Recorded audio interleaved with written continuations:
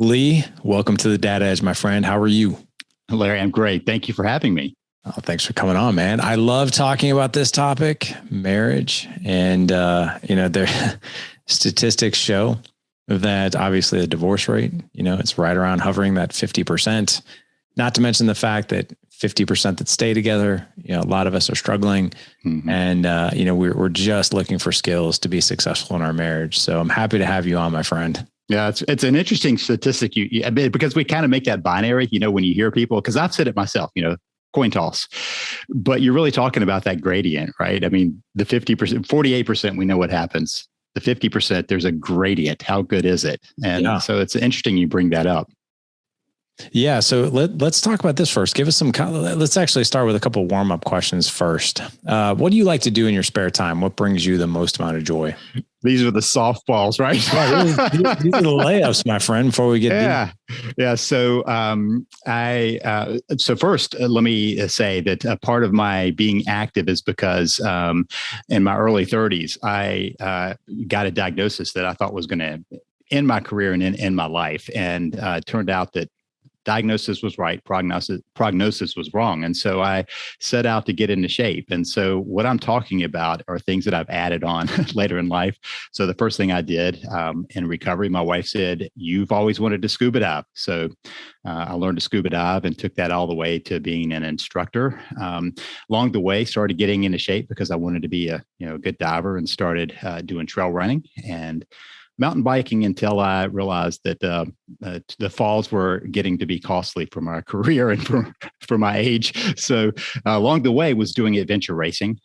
And the piece that I still do is the trail running. Also picked up paddleboarding. I've always enjoyed the water. So paddleboard.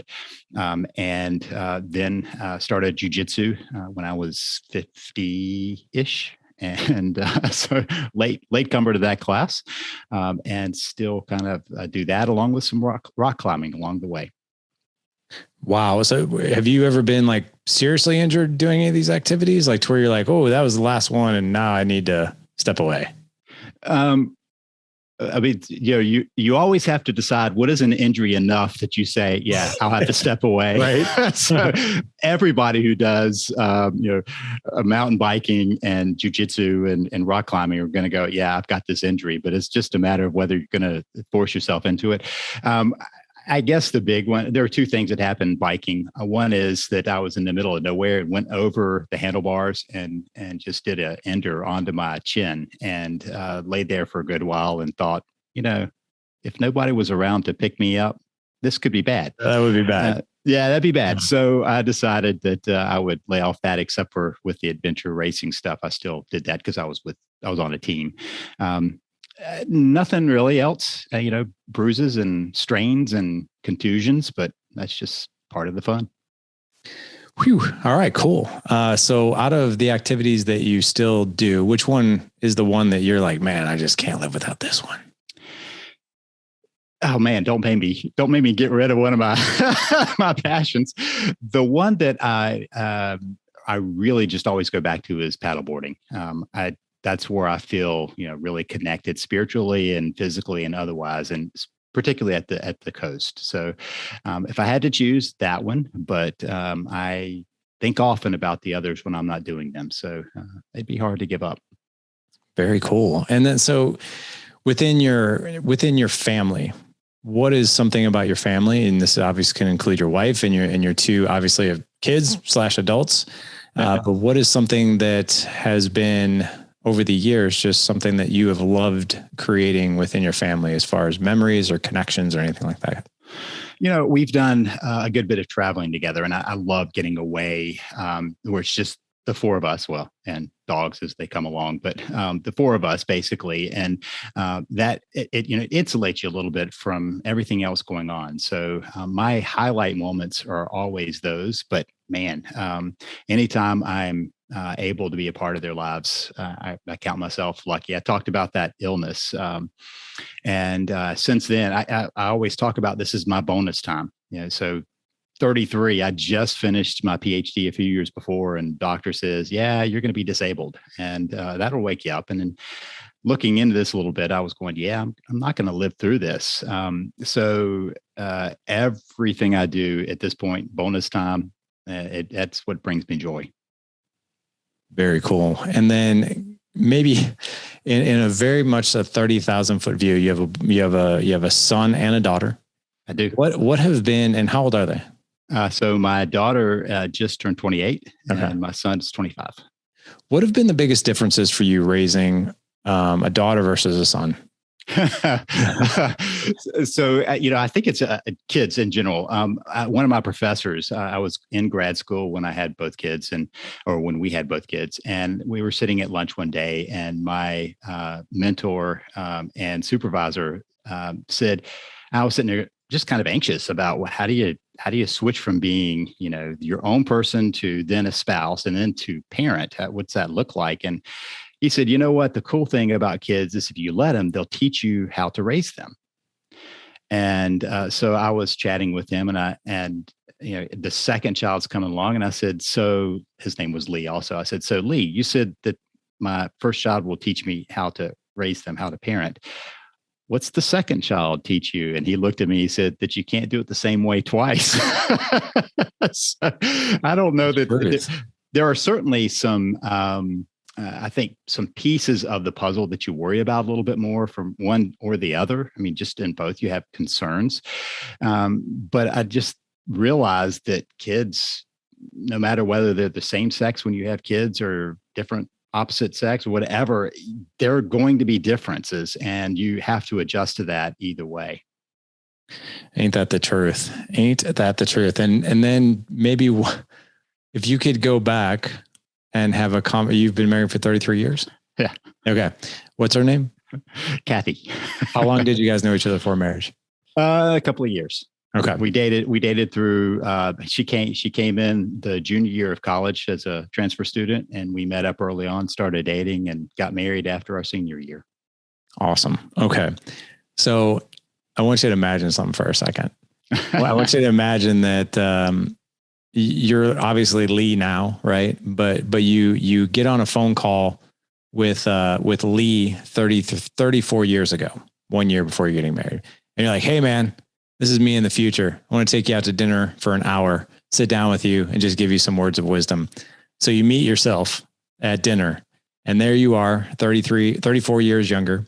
And you're like, hey man, I'm glad we could sit here and talk. I'm going to sit here and I'm going to give you 1, 2, or 3 pieces of advice that's going to really help you over the next 34 years. What would you be telling yourself?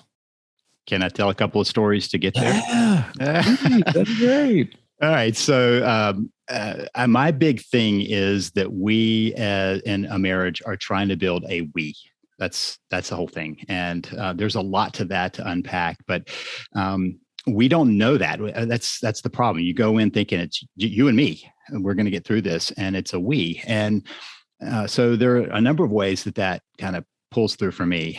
Years and years ago, we had a young toddling daughter, and we were at the beach, and there was a problem with the air conditioner. My parents have a place that's kind of on the waterway, so we're not on the beach, but on the waterway. And there's a problem with the air conditioner, and so I'm talking to my dad on the phone and trying to get this fixed. And I'd taken the plate off of the big duct for the air conditioner, and so it had just the fiberglass filter on top of it.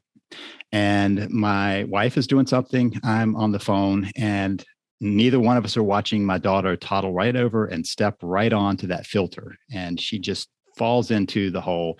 She's got one hand as we both run to her. She's got one hand holding on one edge and one foot holding, and that's it.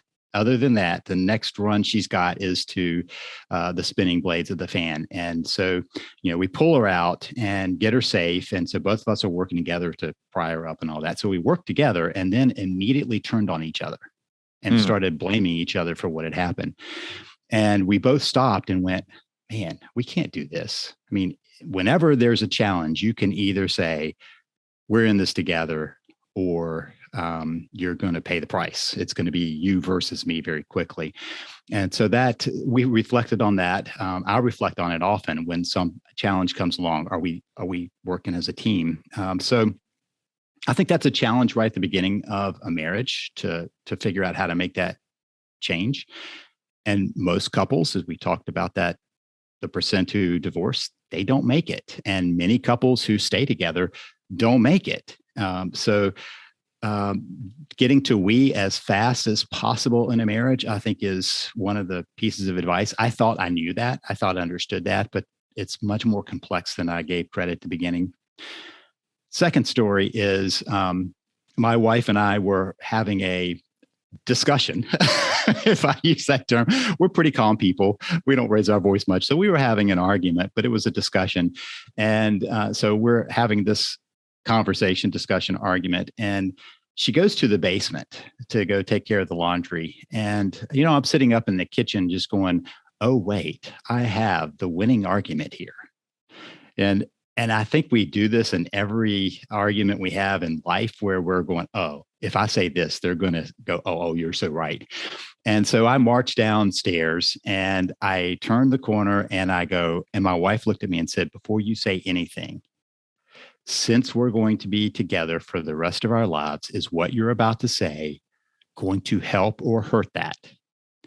And that's the other thing I realized is that if you're thinking about this over life, you got to put some things in context. Is winning this argument really that important? Is forcing this decision really that important? And if you have the long-term view, that makes a difference. My kids were in a school where the teacher they got in first grade followed them as long as they were in that school.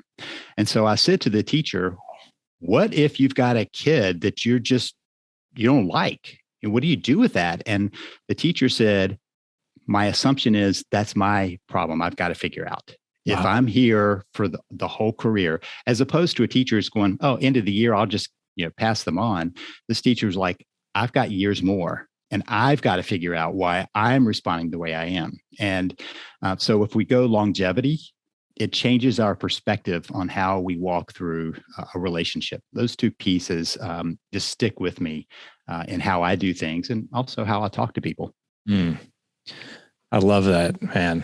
This is one of the reasons I love doing this podcast is because I get to have a front row seat to one of the most amazing educations that you could ever ask for, especially when it comes to. And I love. I've known my wife for 25 years. We've been married for 18, and I love being able to have conversations with people who have successfully navigated the years of marriage that are ahead of me. So I know, I can learn how to bob and weave and pivot and do things maybe a bit differently than what I thought originally. So what have you found? Now I know your background is pretty fascinating. So you have a PhD. Fascinating because I'm not sure you say that, but yeah, go ahead. Well, I'll actually let you tell it, but there was a variety of paths that you've taken, you've completed, but it's also put you in the zone of genius that you are today, which is quite a bit different than what you thought originally when you first started this journey. Yeah. So I actually intended on being in business. That was I went to college to get my degree in business. And what I realized when I first got there was that really wasn't what I was meant to be, what I was meant to do. My family we're chock full of ministers would be an understatement. I mean, we go back 5 generations of ministers. And I had just avoided having anything to do with that for a long time. And while I was there, and had actually, even at that point, had been a magician as a teenager. That was a business. It was pretty successful at that. I'd helped run a clothing store that the owner had burned out. So I was 16 years old, placing orders for all of our years worth of inventory. And I mean, I look back on what was I thinking or what was he thinking?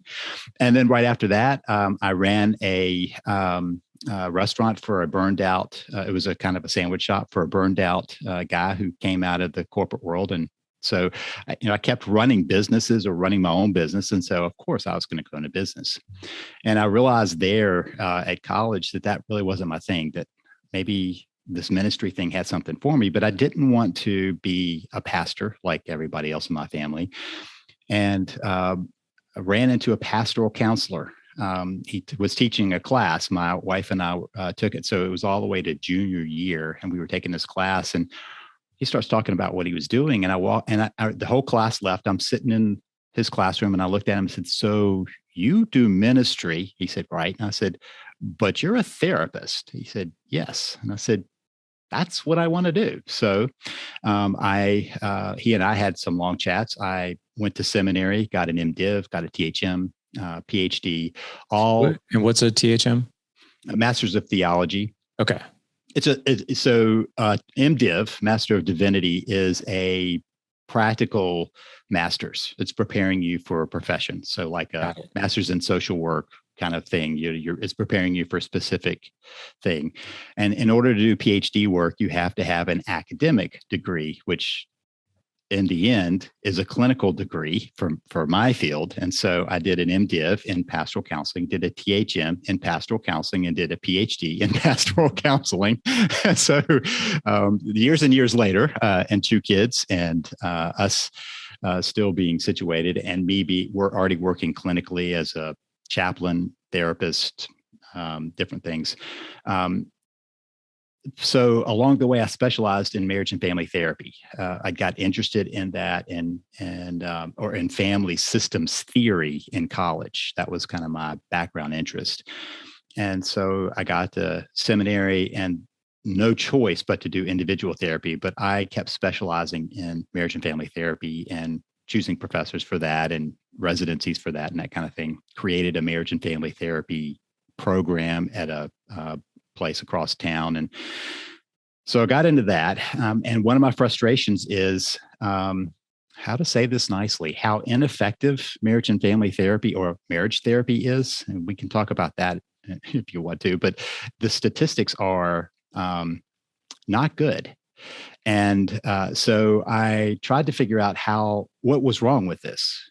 And part of what I realized along the way was I was doing a lot more of a coaching approach to my work. And so I was imagine the scene of my wife who's put up with me for going through now 3 degrees, and I'm at the end of the PhD, books stacked all around me, 2 kids toddling around, and her trying to keep them from getting, stuck in an avalanche of books. And I'm writing my dissertation, and I read this magazine about life coaching. And the reason I was reading it is because I was doing research, because I was trying to find alternatives to how I'd been taught therapy. And so, and that was my whole dissertation about these alternatives. And so I'm reading this, and I turned to her and I said, "This is what I do." And so we talked about it, and she said, "So what are you going to do?" And so I finished my dissertation, I defended it, did all that stuff. So I was finished, but I hadn't graduated because of the delay. And I started coach training in a coach training program back in 95, 96. And just kind of brought that in as a new understanding of how to work. So I did training as a therapist, transitioned over to being a coach, and tried to work out a whole new model of how we do care for couples who were in trouble. Wow. So it sounds like your wife is very graceful and patient, and I can't believe you did all this work and now we're going to go in this direction. But that's, you have to go down a path, right? I mean, and I couldn't have done the other path until I walked that path. And right. My experience is always, I can look back and go, "Oh, I see the connectors." And some of those connecting points are really painful. And some of those connector points don't make sense. But looking back, I can always go, oh, that's how it fit into how I got to here. But yeah, she's always been supportive. I mean, I get some crazy ideas, and now we're multiple business starts later. And so I ended up being in business anyway along the way, because if you write a book, you're in business. And if you create an online program, you're in business. I just didn't figure that out for a while. And so my whole intention of going into business, somehow here I'll land, and I can look back and go, "Oh, that's the path." But it's always a shift. And part of my thing has always been trying to support her in what she wanted. And she's always done that for me. So whenever I have this new idea, she goes, "Are we going to lose all our money?" And if I go, "No," she goes, okay. Go ahead. And so speaking of books, you've written 7. Yeah, 7 and a couple of journals and a couple of online programs. Yeah. Yep. Wow. So tell me about your 7 books. You want to break them one by one?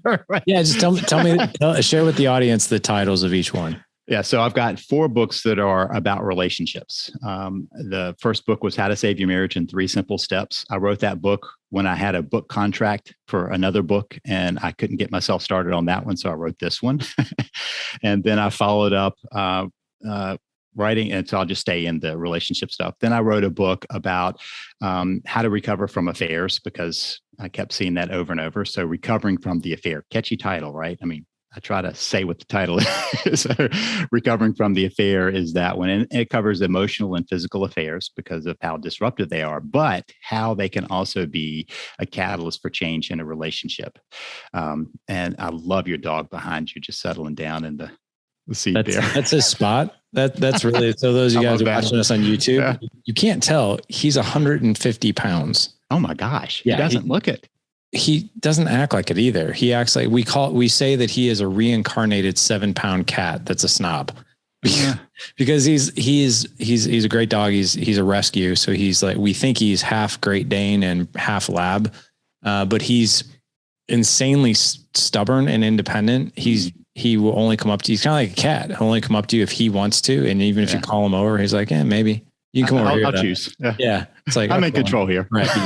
He's a monster. But anyway, yes. Go ahead. So back to the titles. Recovering from the affair. And then I wrote a book about, it's called Fail Point, Marriage Fail Point.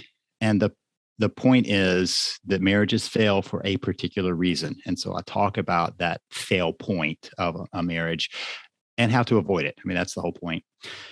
And then more recently, I wrote a book called Beyond the 3 Barriers. I believe that there are 3 barriers when one person wants out and the other wants to work on it. There are 3 barriers you've got to get behind. And the 3 barriers are a spouse who's hurting, who feels hopeless, and feels helpless. Now, those are the 3 barriers to get behind or beyond. Wow. Okay. So I wrote a short book about that. Along the way, I wrote these other books on thriving.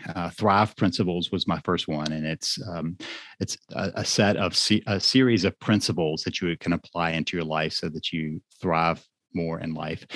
And I realized that there are some reasons we don't thrive because there are these laws that are always around us, and if we don't know they're there and we're breaking them, we end up pretty miserable. So these are immutable laws, the immutable laws of living. So that was the second, the immutable laws of living. And then I realized that one of the big hangups, and I really understood this all the way from the beginning of my career, that one of the reasons that people have a hard time moving forward is they can't let go or forgive something, someone, something. And so I wrote the book, The Forgive Process, which is 6-step process to move through, to process and get to forgiveness. So then I have a Thrive journal.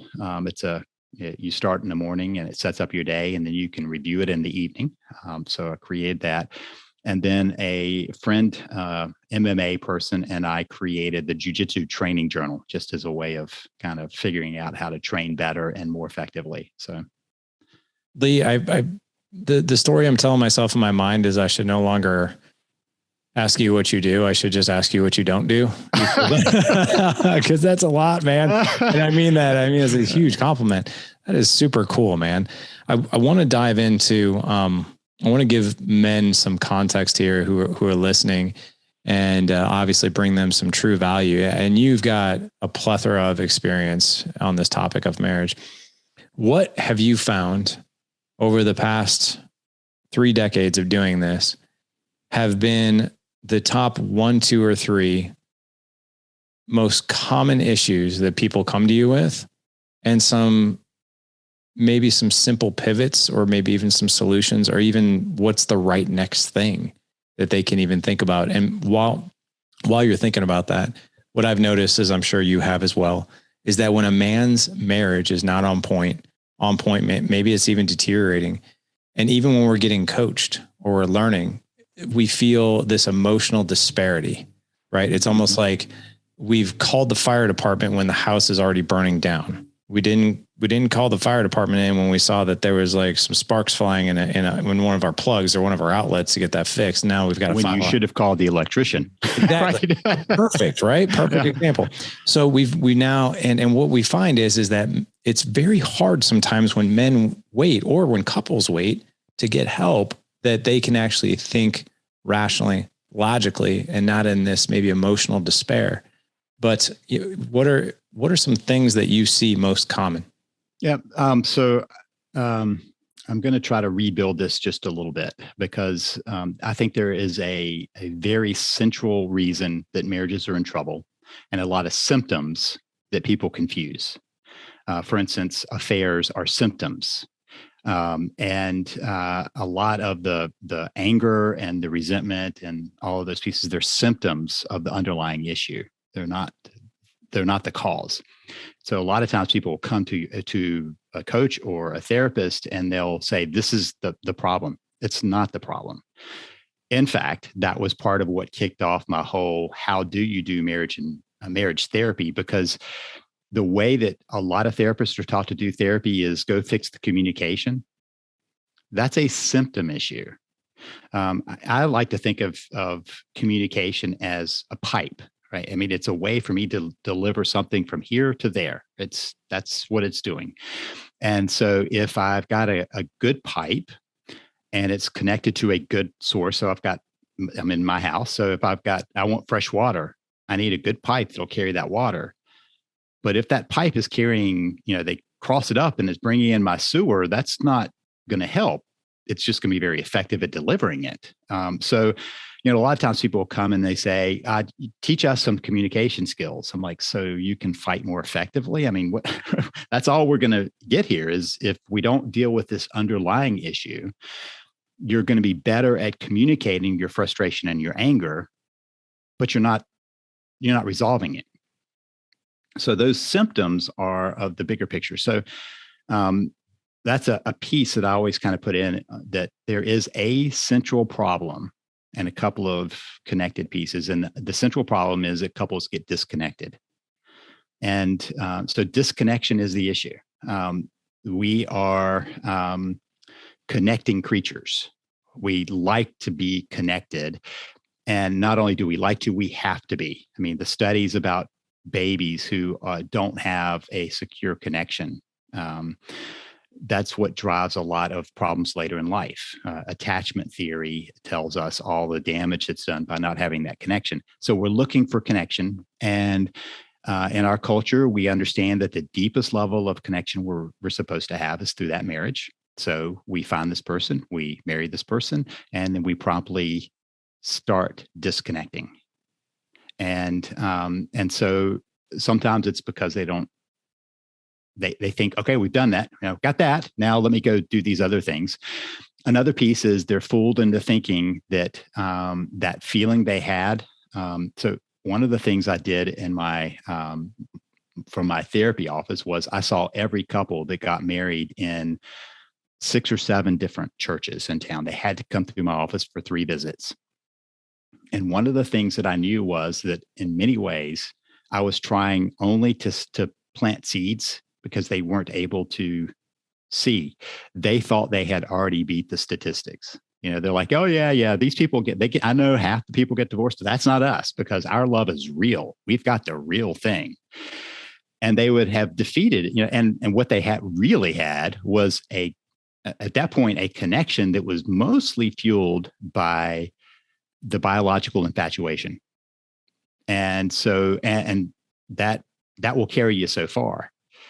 But once people get married, at some point in your relationship, whether it's before you get married or in marriage, you got to get back to like life instead of being obsessed with each other.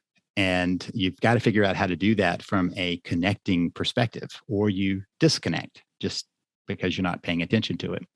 And when you disconnect, our brain registers that as pain, physical pain. And so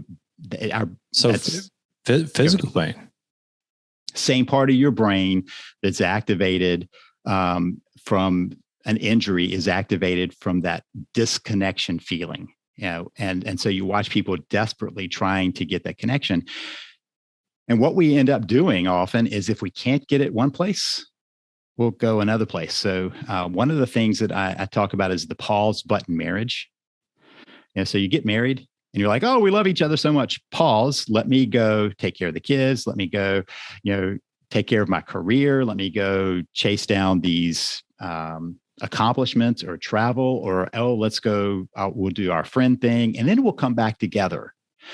And so one of the truths about relationship is there's only two options. They're either going to continue to grow or they're going to decline. There is no pause.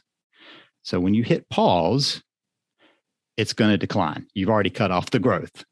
And so you don't see it coming though, right? And so in Jiu Jitsu, are you familiar with Jiu Jitsu much at all? So I have a background in martial arts. I've done 3 of them. So I did Taekwondo, Kuk Sool and I did Krav Maga. Okay. So fascinating timing though, right? My two oldest boys and my 2 youngest boys did some time with jujitsu, but kind of fascinating. The jujitsu is the one art that I've always wanted to do, and I've never done it myself. But this summer, my oldest and I are signing up for 3 months for just a 3-month taste of it, and we're gonna go to class 3 days a week at 6 a.m. in the morning on Monday, Wednesday, Fridays. So we're super excited about it. Because obviously, there's so many people in our community that do jiu-jitsu, and people rave about the mental and even emotional growth that you have through that art. But I don't know much about it except for on the surface level of firsthand experience. I haven't gotten there yet. Okay. So I did Taekwondo as a teenager, which was basically see who can hit the hardest and kick the hardest and defend the best. Right. So leg. Yeah. So jiu-jitsu, probably Krav Maga had a little bit of the grappling stuff to it. But you probably are familiar with like the chokes of like a rear naked choke. Yeah. Right? So rear naked choke is where you close all. You don't choke them like we think of choking, or I used to think of choking, where you can't breathe. It's where you close off the carotid arteries, and about 5-6 seconds of that, and you shut the brain down momentarily, and out they go. And so you see, people have now seen lots of videos of this and MMA and all that. So if you think about that, rear naked choke is where somebody has wrapped their arm on each side and they're just pinching, and to sleep you go. So I wanted to think about that as the circulation of connection, right? There's a circulation of connection between a couple, and the connection is their lifeblood. So I'm old. I was old when I started jiu-jitsu. I'm never going to be as young and spinny around and athletic as some of the younger guys. So I had to be more crafty about it. And one of the things that happens when you start choking somebody is, predictably, they're going to fight it as hard as they can. But I had this little move where I would have one side just closed off a little bit, and I would be tugging on their gi from the other side, and they wouldn't realize it, but I was cutting off about half their circulation. So it took longer, but I didn't have to scare them with it. It wasn't immediate. I would just slowly, and several times I finally had to let go because they didn't know they were going to sleep. I could see their eyes start to, collapse on me, and they weren't aware of it because it sneaks up on them. My point is, that's what couples do. They don't see it sneaking up on them. Otherwise, they would fight to try to get rid of whatever is cutting this connection circulation, but they're slowly putting their relationship to sleep. So when they try to come back to it, or one person finally goes, oh, wait, this is miserable, the relationship has already deteriorated. And so that's kind of the root cause of what happens in relationships. And there's a secondary piece, which is that people tend to stagnate in life. We stop trying new things, stop growing in ourselves. And we all have this belief that we've arrived at where we need to be, and especially as adults. When I was talking with the instructor at jiu-jitsu, he's like, man, I really love the fact that you're here and you're ready to learn, because he says, I tell you, a lot of people come at your age and they don't stick around because you have to start out as a beginner again. You have to grow and learn. I'm like, let me grow, let me learn. But we don't always do that. We can stagnate. And so those two pieces together really compound the problem. And then if you multiply it by the fact that they never got to they never understood that fact, then you're in trouble. So the 3 C's I talk about of saving a relationship or restoring it is connect with your spouse. C number 1, change yourself. That doesn't mean there's something wrong with you, but you need to change and grow and create a new path. Find out how you get back to that we. But Lee, I want things to be like they used to be before kids. Yeah, right. I don't know. That ship sailed. I don't know how often you hear that, but that's what I hear. Why can't things be like they were? And my answer to men, when I coach them is like, well, life is different now. Yeah. And it doesn't mean that we can't go co-create actually a better future together than what you even had before. But people are always looking to the past of like, oh, do you remember when we were at this point in our relationship, we felt so close and then all of a sudden it deteriorated, and what happened? Is one of the reasons is because we're always looking to the past for success versus like, hey, maybe if we did some growing here, maybe if we got some help, maybe some counseling, took a course, took a class, maybe surround ourselves with other like-minded couples who are trying to elevate each other, those types of things versus constantly looking in the rear view mirror for our successes and wondering why aren't those there anymore.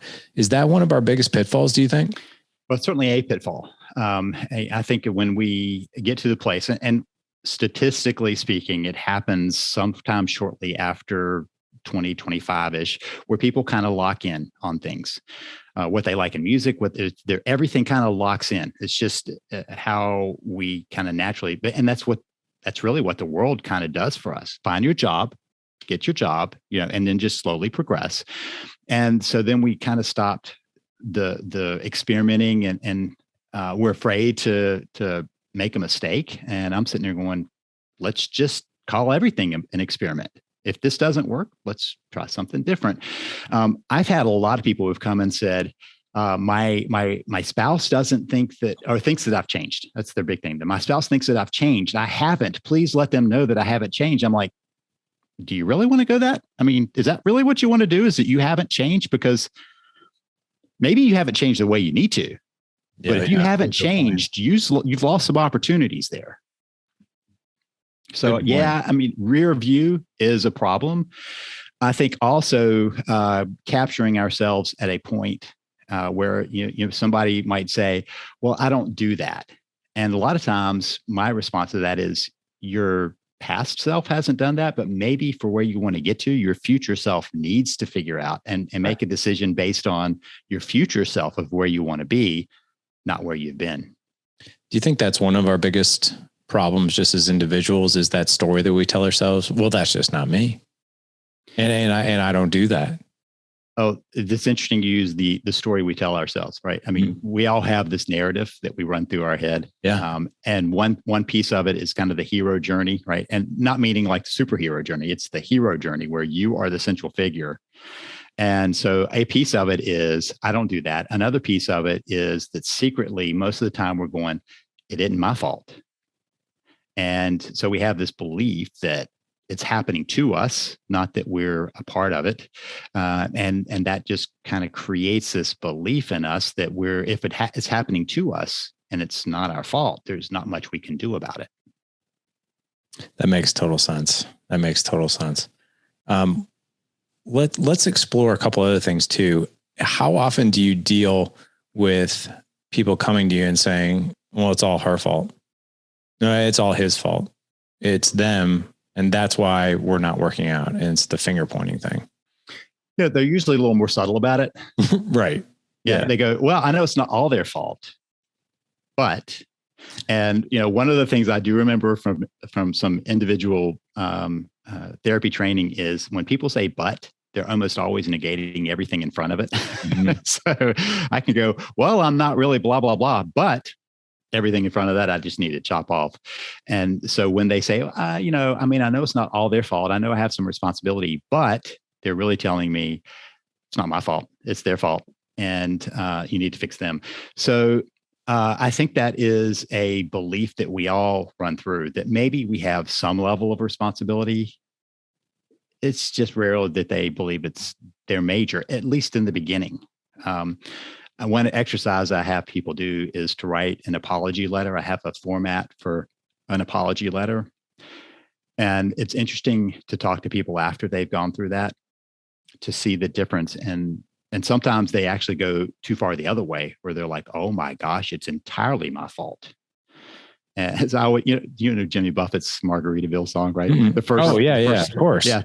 First stanza, it's nobody's fault. Yeah. Second stanza, maybe it's my fault. Third stanza is, it's my fault.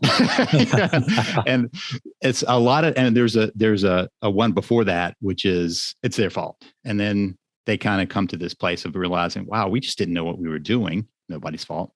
Okay, maybe I did a couple of things. And then the danger is they go to the other side of going, I'm a horrible person. I'm a complete failure. That's not it either. I don't think that an apology or an apology letter is a mea culpa. It's all my fault. But I do think it's important for people, for men, to say, this is where I'm responsible and I'm going to be responsible. I like Jack Canfield, a colleague of mine, who says responsible, 2 words, response able. It's our ability to respond and to change our response that allows us to make the changes we need to. Oh, I love that. Side note, you know Jack pretty well? Mm-hmm. Yeah. I know him. No, yeah. Pretty well would be nice, but no, I know him. Okay. I was going to say, he came on the podcast in the very, very first year we were doing this. It was almost 7 years ago. Yeah. But yeah, when he wrote his book on, I think it was dealing with alcohol, came on and talked about that one. Yeah. So yeah, response able. Okay. So what else? What's another one that you see, just a very common thing that maybe, if we could give men the next right thing or the next right mindset shift in a challenge? Yeah. So, I mean, just to kind of highlight, we've already talked about how do you connect with your spouse, and that connection. A lot of times people get caught up on what the connection is. So physical, emotional, and spiritual are 3 levels of that connection. And so one of the things I run people through is where are they doing that? How are they doing the physical connection? And a lot of times that's pretty broken because a lot of men get one focus on that. It's sex or it's not physical. And then there's the emotional connection of feeling like you get each other and support each other. And then the spiritual connection of sharing what's really important to you, what you dream about, what you hope for. Those 3 levels, I often find that either they're all getting neglected or there's 1 or 2 getting neglected. And so those are places to strengthen. So working on the connection and doing that in a way that it's not crowding, because one of the things that happens when men are in a marital crisis is they get so scared that they just chase. And chasing is not particularly appealing. And so a lot of times I hear I need some space here. You're overwhelming me. I mean, we go from nothing to, I can't have any space. And that's not a fix, right? That's a fear response. So, I talk a good bit about fear because of how it dominates our life. That fear is that internal piece, and it's tied to our places of feeling out of control. And so we often jump into trying to control things that we can't control. So I do a lot of focus on that. The husband boot camp I do a 30-day lessons that cover like how do you connect and what's love language about. Gary Chapman's idea, which he's kind of mastered that. So I just kind of go through a bunch of segments to put together what's your value stack. That's important for men. A lot of times men think that they have these virtues. I had a talk with this guy this morning who's like, I thought I was doing everything right because I was working hard for the family. And I said, would you leave? And he said, that's what my wife said. All she got was scraps. That's all that was left over. And so he said, I thought I was doing a great thing by making great money. And it turned out that wasn't it. So a lot of little pieces there, but. Yeah. I would really love for you to talk a little bit deeper on the fear thing, if you don't mind, because I think that's something that, going back to what we talked about, like, when I see my outlet start to spark, I don't really necessarily feel the urgency to call the electrician right now. Right. But then when your house goes up in flames, your fight or flight goes off. Fear is at an all-time high. Oh my gosh, I just got to do everything I possibly can to put out this inferno now before the whole house burns down.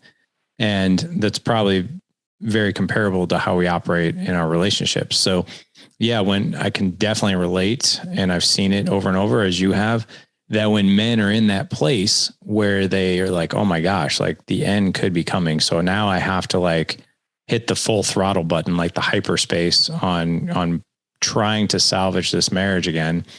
But what can we do? So for the men listening in the audience, and they're like, man, I do feel that fear, right? It's maybe not the inferno yet, but I'm stuck in this limbo right now of how much do I pursue her? What do I say? What do I do? What do I not do? I'm not really sure. And you and I both know that when marriages are in this position, the experience that I've had is that men feel, and I think there's some truth to it, I only have so many mulligans left that I can go attempt and try to connect. And if it doesn't work, it's just adding more and more proof, probably to my wife, that we're not a good fit and she's going to leave. Mm-hmm. Yeah. So talk to me a little bit more about the balance of managing our own thoughts and fears, and then how we can go pursue and connect. Yeah. So, fear is, that's a topic we could pursue for a while, because there are some relationship fears. Two primary ones are of abandonment and intimacy, and they tend to trigger each other. So a fear, and I hear a lot of people who are like, you have one or the other. You have both. As a human, you have both the fear of intimacy, where you're going to get sucked so much into it that you're going to lose your identity. That's a fear, not a real threat. And then there's the fear of abandonment, that you're going to lose the connection that means so much to you. And you might have a propensity to trigger one or the other based on history and childhood and all that, but you have them both in there. And the problem is that if you're fighting one, you're probably creating the other. And so for instance, if you have a fear of intimacy, which men have been known to have, and it's really I don't want to lose my identity. I'm afraid I'm going to. It's not what's necessary in a relationship, but that's what they fear. And so because of that, they tend to pull back. And if you're pulling back, you're going to create a fear of abandonment in a spouse. And so what often happens, if you have a fear of abandonment, you'll try to pull in that connection for a while. And after that, you go, I'm going to stop what's not working and find a place that is working. And whether that's kids or a job or friends or an affair, or what, you're trying to find that place of feeling that connection. So then suddenly the man who's had this fear of intimacy goes, oh crap, I'm going to lose this. And they go into fear of abandonment. And what do you do if you have a fear of abandonment? You jump on to try to pull it back your way as hard as you can. When you do that, you trigger the fear of intimacy, where the other person's going, oh my gosh, you're going to overwhelm me. And so we have this ping pong match between those fears that keep it going. So part of my understanding of fear is that there's our bodily response, but there's also our thoughts about that. And so instead of going, I am fearful, to be saying, I'm having a fearful thought, is a useful distancing from it. And to be able to breathe through. So the part of our brains that is all about fear is buried so deep in our brain that it doesn't understand language. Are you talking about the amygdala? The amygdala and all that is it's pre-language. And so it's hard for, if you're in a scary situation, to be going, I'm not afraid. It's okay. I'm not afraid. It's okay. That part of your brain is going, you should be terrified. And, it doesn't care what that part. So for every signal going down, they tell me that there are 50 signals going up. You're trying to go, be calm. And there are 50 going, be afraid, be afraid, be afraid. And that's hard to tamp down. So part of that same system is built into our breathing. And I watch men in my office all the time that as soon as things are getting tough, they start breathing through their chest. They start constricting their gut. They're getting ready for a fight.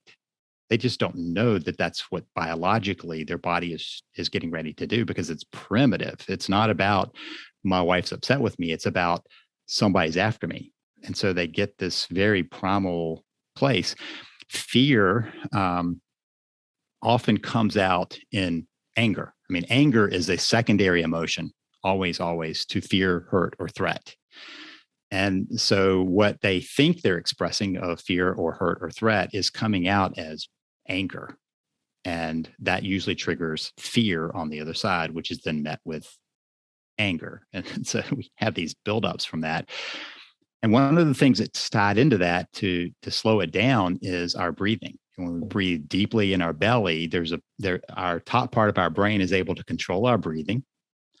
And when we do that, it tells that primitive part of our brain, okay, it's probably not threatening because you're exposing your organs and you're not holding it in and ready for a fight. So if you want to accelerate it, breathe through your chest. If you want to calm it down, you breathe through your belly.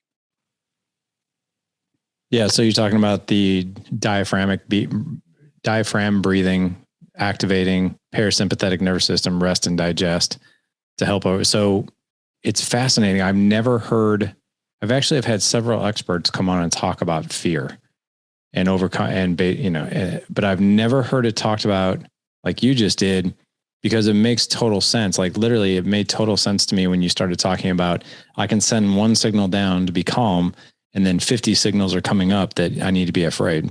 Mm. So is that why it's so important to do something that will actually physically activate us to be calm? Well, that takes control back over. It's, you're resuming control of that system. And so that is important just in itself, but it's also a disruptor. I mean, if you're sitting there going, oh, I need to watch my breathing, you're changing all of those thoughts, because as opposed to, as far as I know, animals can't sit there and go, oh, that was a bad conversation we had last night, and this is probably going to go bad too. And I don't want to be where we were 3 months ago. I don't think animals can do that.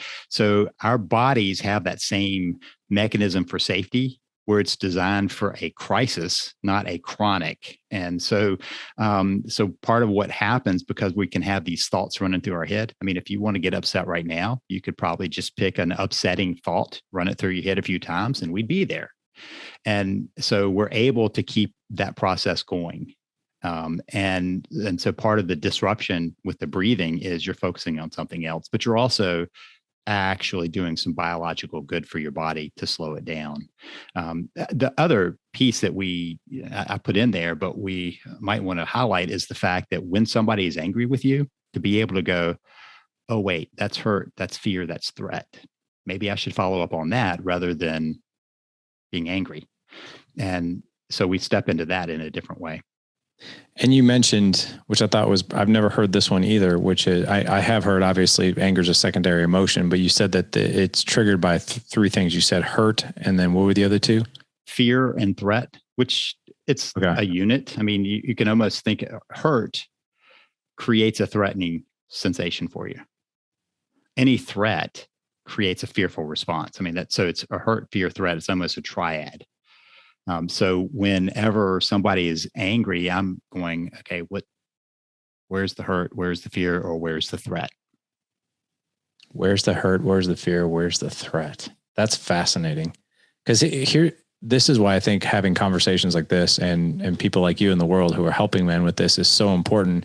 Because when you're in that fear loop, it's very hard to think logically around exactly what you just said, because all we're doing is looping the story. We're the director, we're the storyteller, and we're also the main character in that fear loop, right, of what's going on. And we're portraying worst case scenario. And sometimes it can just get deeper and deeper and deeper and darker and darker and darker. And as we can't think logically or rationally in those moments, it's very difficult. So after we've identified one of those three, or maybe a couple, then what? So think about the difference between somebody coming up to you and going, I'm angry with you, versus someone coming up and saying, that really hurt me. One, you're going to go, oh, you're angry. Well, me too. Yeah. Hurt, you're going to go, oh, bless your heart, let me help you.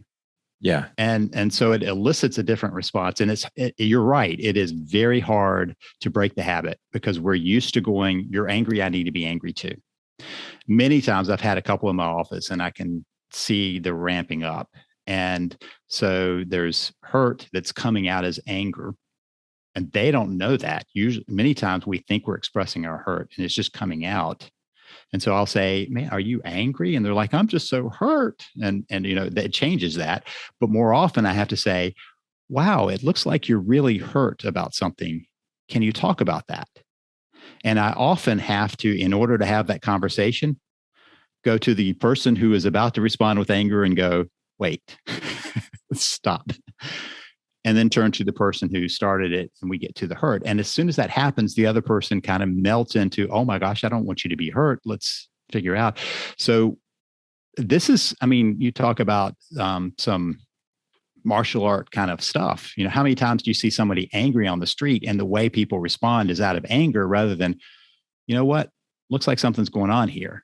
And so the cool videos are of somebody walking in and de-escalating by going, hey, wait, let's talk about what's going on here. Do you really want to be acting this way? Or kind of the voice of reason. And I believe that we all have that little voice of reason in our head, that we just need to listen to that instead of our gut that's tightened up and ready for battle. Interesting. And I have really enjoyed this. I've been doing this for 7 years, this podcast. We've done almost 900 shows to date. And I would say, on this topic of marriage, what you've really done a fantastic job for me and the audience is simplifying a lot of things and explaining a lot of things. As you're talking about these things, I'm thinking about times in my marriage where I've experienced, hurt or fear, something, or my wife has. And then it comes across as anger. And then, a lot of it, yeah, you're right. It's like, oh my gosh, like, I don't want to lose this. I don't want to lose you. I don't want to lose our family. And it just becomes this feeling of absolute despair that could take over. Right. And especially how the amygdala works and trying to calm ourselves down, and 50 more signals are going up. Oh, no, you better have your guard up. Right. This has been great. So I know you have a program that helps. It helps not only men, right? Does it help couples or just men? So I have a couple of programs. Okay. One, Save the Marriage, is designed for somebody who is wanting to work on things and maybe a spouse is not so much. And that's generally the case at the beginning, that one is more committed to working on things than the other. So Save the Marriage is designed for even one person working on it. The recent one, though, is the Husband Boot Camp. And that is a 30-day process. It's like, going early morning to the boot camp and getting in shape. It's getting yourself and your relationship into shape through a 30-day process. Wow. Very cool. And I want to make sure men can find all your resources. They have a plethora of books that you've written. They've got obviously these programs, but where is it the best place for men to find you and everything that you're doing? So I'm not real tricky about things. thehusbandbootcamp.com gets you pretty easy. Boot camp, yeah. And savethemarriage.com gets you to Save the Marriage. So, and I do have a podcast, the Save the Marriage podcast at, surprisingly, savethemarriagepodcast.com. So well, you were really, really smart when you bought your website, my friend. Let's be obvious, right? Yeah. It's so funny. I just, I'm launching my fourth book in September, and it's called The Pursuit of Legendary Fatherhood. And it's fascinating. When I went to go buy, the websites for it, one of them that I wanted was taken, and then the other three that I wanted weren't. So I'm like, I'm just going to scoop all three of these things up. Mm-hmm. So yeah, awesome. Well, what we're going to do is we're going to have all the links in the show notes for all of our guys. That way, for you guys in the audience, if what we talked about today really resonated with you and you want to get in touch with Dr. Lee, and if he can help you in any way, shape, or form, obviously he's got resources and a tremendous understanding of what it is that we go through as married couples. By all means, head on over to thedadedge.com/364 for this show. Again, thedadedge.com/364. Dr. Lee, man, this was so cool. And I love how you simplified a lot of these things so much. It was just a brilliant show. And I just thank you for coming on. It's been a blast. Thanks for having me. You bet. Gentlemen, hope you enjoyed as much as I did. I definitely gleaned a lot. I don't listen to my own shows, but I'm going to go back and listen to this one because I learned a lot. This was great. So like I said, guys, head on over to thedadedge.com/364. Like I was talking about in the mid-roll, I'll also have in there our brand new free resource for you, which is 25 intimate conversation starters that you can use with your wife. All right, gentlemen, go out, live legendary. Take care.